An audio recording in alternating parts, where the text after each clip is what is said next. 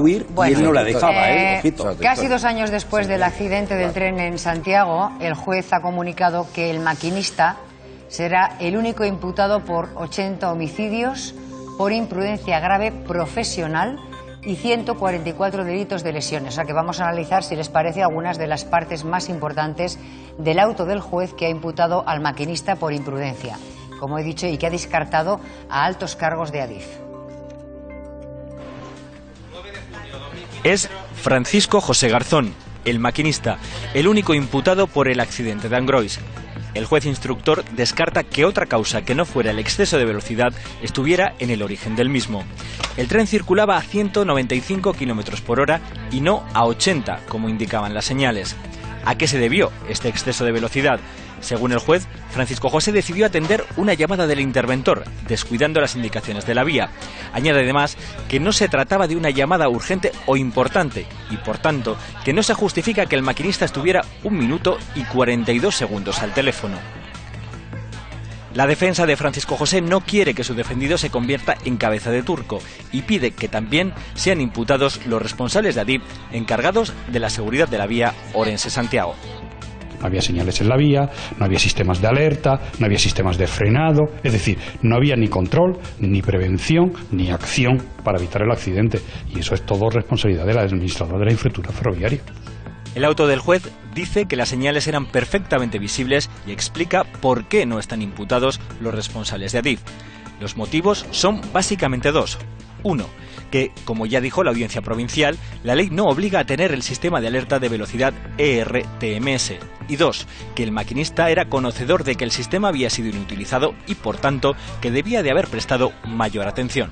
El juez descarta también practicar nuevas diligencias como pide alguna de las partes, ya que dice que su cometido es buscar a los responsables penales y no entrar en otros debates como si el diseño de la vía y la colocación de las medidas de seguridad habían sido apropiadas o no. Tanto las víctimas como la defensa del maquinista pueden recurrir esta decisión del juez.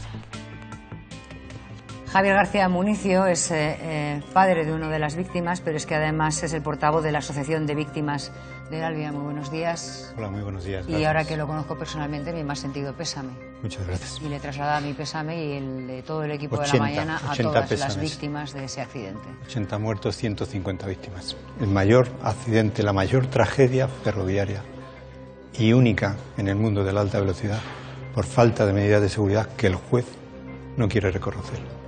También tenemos que saludar a Juan Jesús García Fraile, que es el representante de los sindicatos de maquinistas de SEMAF. Sí. A los dos les quiero preguntar que cómo valoran que el maquinista sea el único imputado. Para nosotros resulta absolutamente indignante, porque el actual juez, que lleva 1 año con la causa totalmente paralizada, solo ha hecho el interrogatorio de peritos. Le hemos solicitado reiteradamente numerosas pruebas y testimonios de datos para aportar a la investigación y no se ha dignado contestar.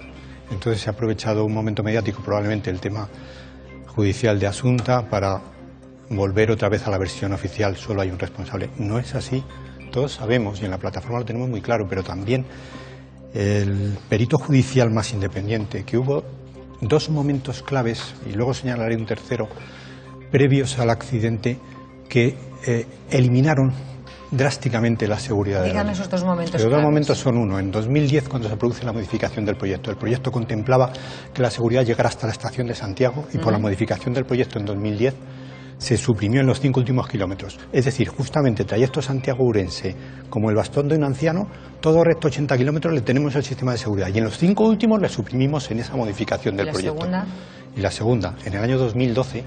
23 de junio de 2012. El accidente fue el 24 de julio de 2013.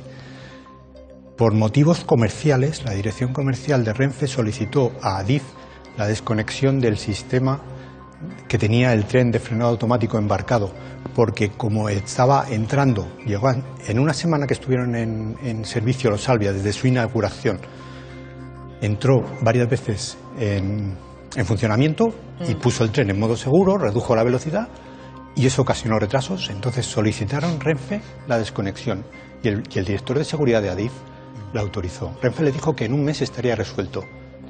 He dicho las fechas: 1 año, 1 mes y 1 día sin sistema de seguridad. No hay responsables ahí, pero es que hay un tercero. Eso lo señala el perito, porque además en las dos ocasiones, el perito judicial más independiente, porque en las dos ocasiones se debería haber realizado un análisis de riesgos para luego arbitrar e imponer medidas complementarias. Vamos a ver la opinión también de parte de los sindicatos de maquinistas. ¿Qué le parece que el único imputado en este caso sea el maquinista del tren? Es una profunda decepción y, por supuesto, una indignación absoluta. ¿Por qué? ¿Van a recurrir? Vamos a recurrir, por supuesto, pero lo más importante es que, no reconociendo lo que realmente existía en la línea ese día, no evitaremos que vuelva a ocurrir un accidente. No se trata solo de que haya un responsable, que parece que solo quieren haber un responsable desde el primer día, con declaraciones innecesarias, con actuaciones posteriores, desimputando lo que el primer juez imputaba, sin ningún tipo de argumento para desimputar. Es evidente que ahí hay dos situaciones gravísimas. La primera, la falta de análisis de riesgo, o el análisis de riesgo tiene que llevarnos a una prevención, dependiendo del grado de riesgo que suponga, y no hubo ninguna prevención inicialmente, ya que eso no es una limitación, o sea, no es un cambio de velocidad, es una limitación producto de la orografía, y tenía que haber estado señalizado, y en ningún momento estuvo señalizado. Como bien dice Javier, hay un problema tremendo cuando alguien decide quitar el RTMS y tampoco se hace una evaluación de riesgo. El RTMS o la señalización hubieran evitado el accidente. Entonces no entiendo la instrucción final del juez cuando...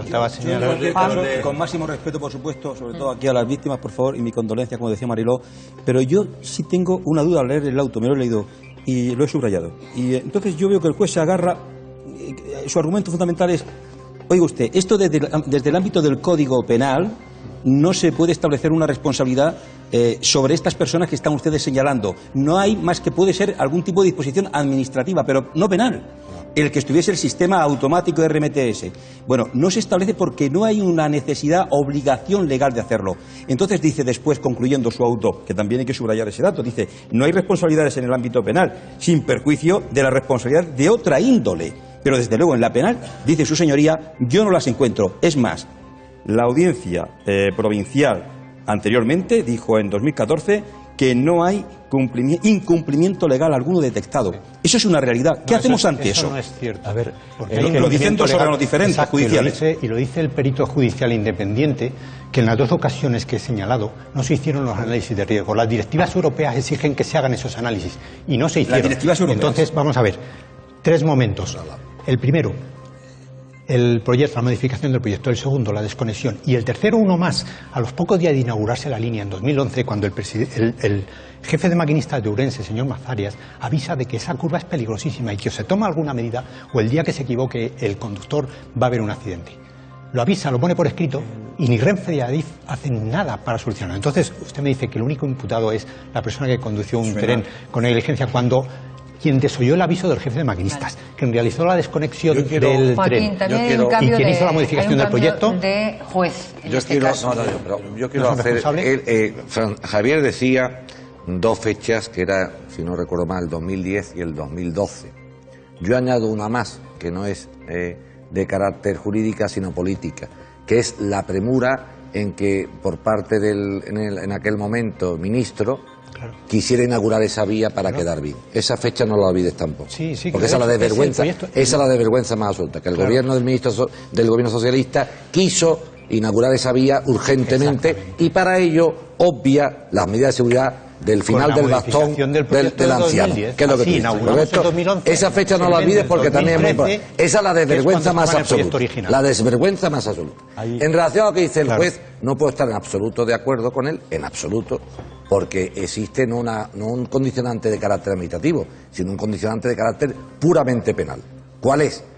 La consecuencia del accidente, ¿cuáles son?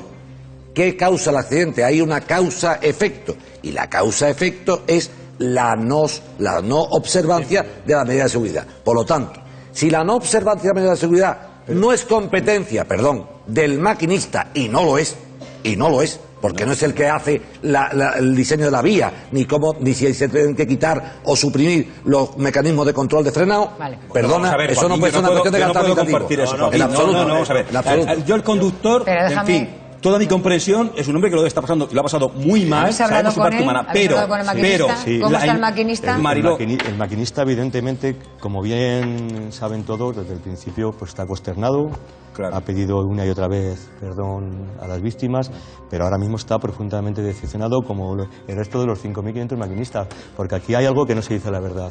O sea, hay un incumplimiento flagrante de las normas. Las normas son muy claras. Una línea de alta velocidad que ha tenido subvención de la Comunidad Económica Europea tiene que cumplir una certificación de la infraestructura, de la señalización, del material y, por supuesto, una ley de riego previo a la operación y previo al cambio. Juan José, pero yo quería decirle a un Joaquín... segundito, que hable Javier, que todavía no solo un segundo, es muy importante. Vale, dice, el juez dice, el hecho punible y sin la cual esta nunca se hubiera cometido. Lo que estamos diciendo aquí, que con esas medidas que tenían que haber existido, nunca hubiera ocurrido accidente. O sea, que el juez nunca. Muy breve. Lo apunta, Javier. Es que para mí de verdad es un debate muy complicado porque yo aquel día lo viví esto en una tertulia de radio, me cogió y no se me olvidará nunca. Con lo cual, a vosotros, a las víctimas, pues lo imagino. Lo tenéis ya permanentemente. Y entonces, quiero decir, no habrá nunca una justicia que a usted le pueda hacer sentirse satisfecho. Seguro que no la hay. No. Y en una tragedia como esta, un momentito, en una tragedia como esta, mucho más. Pero tenemos que diferenciar entre el proceso penal y otra cosa. ¿Qué causó el accidente? ¿Había posibilidades de incrementar la seguridad en la vía? Por supuesto. Seguro. Pero este maquinista había pasado por allí 60 veces. Usted está centrándose en el argumento del juez y no es correcto. No, yo no me estoy centrando. Si el maquinista dispone de la medida de seguridad previas que tenían que oponer quienes eran responsables de ello, como ha dicho mi compañero, el accidente no se hubiera producido. Luego hay una relación causa-efecto que si quitan lo primero, lo segundo no se hubiera producido. Lo que intento decirle es que el hecho de que haya un solo imputado no quiere decir que sea menos justicia que si hay 15. No. Esto no es una cuestión de cantidad. Tendríamos que entrarnos en cuál es la... Habrá recursos, según han dicho, y estamos también hablando de algo sumamente delicado porque este hombre ha perdido a su hijo Curro. Y todo nos agota en el procedimiento penal. Hay 80 víctimas más. Sí, pero yo de la pérdida de mi hijo... Yo solo quería decir una cosa muy breve, y es que efectivamente hay unas responsabilidades que habría que analizar. El juez dice lo que dice, pero tampoco podemos exculpar por completo al conductor porque comete un gravísimo error humano, probablemente. A mí no me mires porque aquí no está exculpando nadie a nadie. No, lo que Joaquín me decía, no quiero más debate. Le doy la palabra. Lo que yo estoy diciendo es que no se puede quedar en el conductor solo. Ahí está. Eso es otra cosa. Oye, que quiero que hable el padre de Curro. Mire, respecto de las acciones próximas de nuestra plataforma, la inmediata es mañana una protesta ante los juzgados de Santiago, concentración para pedir que el juez continúe con la investigación y no la cierre en falso como está haciendo con la versión oficial. Y la segunda, es curioso, esto coincide con el anuncio del estreno de un documental que hemos elaborado las víctimas, la plataforma de víctimas, que se va a estrenar en la Semana de Cine de Valladolid próximamente, Frankenstein 04155, donde se señalan y se ponen sobre la mesa las múltiples irregularidades, fallos, chapuzas que se cometieron previo al accidente. Y se van a sorprender y mucha gente se va a avergonzar, lo aseguramos. Bueno, pues entonces también estaremos pendientes de la versión de Adif, que pues no la tengo aquí, no la puedo decir porque no la tengo. Tenemos la versión de Adif de ahí, no la tengo. Bueno, pues lo siento. Si se me permite, nosotros buscamos verdad, justicia y reparación. En ese orden. Por cerrar y apoyar lo que dices tú, no se puede dejar que el movimiento de un tren de pasajeros de esa categoría esté en manos de un solo maquinista. Como si estuviéramos así de claro. Y tampoco es que me pongo en lo peor. Bueno, me pongo que lo hubiera hecho queriendo. Había que tener medidas. Lo que yo recuerdo es que respeta la decisión judicial. Sí, lo que sí puedo decir es que Adif respeta la decisión judicial, es lo que yo recuerdo que he leído evidentemente del comunicado y ya está. Que continuaremos hablando evidentemente porque esto da para más. 12 y 17, nos queda por delante muchos minutos, tenemos ahora mismo a Fernando Onega y su apunte, don Fernando, y me acercaré al final, le propondré algo. Muy bien. Bueno, buenos días, Mariló. El tema que elijo primero es el que se acaba de comentar ahora en la mesa de actualidad. El nombre es Francisco José Garzón, maquinista del Albia de la tragedia de Santiago. 80 muertos, como se acaba de recordar, y el maquinista único imputado. Ni Renfe, ni Adif, ni autoridades políticas. Sobre él cae la acusación de 80 homicidios. Tiene lógica porque llevaba el tren a 195 kilómetros hora, donde hay que circular a 80. La imprudencia es clamorosa. Conclusión, el maquinista pagará su culpa. La chapuza de la obra será inocente como siempre y atención a otros maquinistas, la curva sigue allí. El dato.